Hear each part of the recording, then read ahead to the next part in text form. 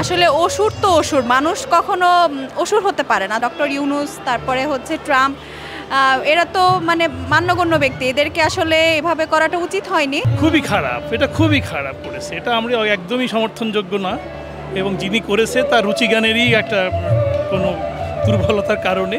দর্শক, আমার পেছনে একটি পূজা মণ্ডপ। এই মণ্ডপটি আসলে জগন্নাথ হলের, ঢাকা বিশ্ববিদ্যালয়ের জগন্নাথ হলের পূজা মণ্ডপ। এবং এই পূজা মণ্ডপে অন্যান্য মণ্ডপের মতো দুর্গা এবং অন্যান্য যারা যে দেবতারা থাকেন তারা এই মণ্ডপটিতে সেইভাবে সুসজ্জিত রয়েছেন। তবে এই জায়গাটিতে অসুর হিসাবে একটি মূর্তিও কিন্তু প্রতিস্থাপিত হয়েছে।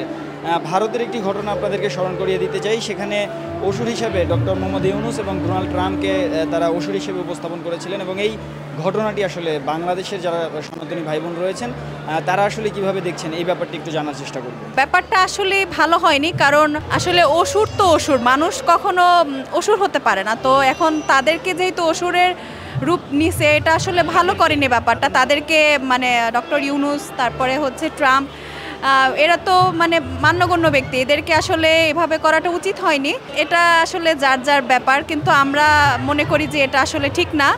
আমরা সবাই মানুষ এবং আমরা চেষ্টা করব, তারাও চেষ্টা করতেছে আমাদেরকে ভালো রাখার, আমরাও চেষ্টা করব তাদেরকে সম্মান করার। বাংলাদেশি হিসাবে আমি এটাই বলবো যে আমরা আসলে এই ব্যাপারটা সমর্থন করছি না, আমরা বাংলাদেশি হিন্দুরা।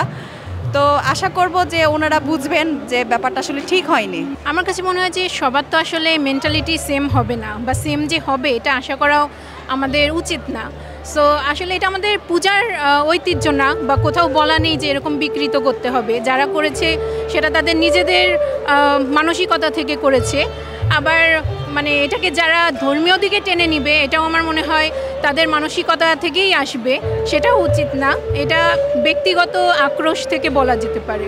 হ্যাঁ, অবশ্যই আমার কাছে মনে হয় শুধু বাংলাদেশের রাজনৈতিক দিক না, অন্য যে কোনো দেশের রাজনৈতিক দিকেই খারাপ বা ভালো যেই দিকটাই কিছু হোক না কেন, সেটাকে অন্য দেশ হিসেবে কখনো বিকৃত করা উচিত না। তারা বাইরে থেকে দেখতেছে, তারা ভিতরে সব কিছু জানেও না।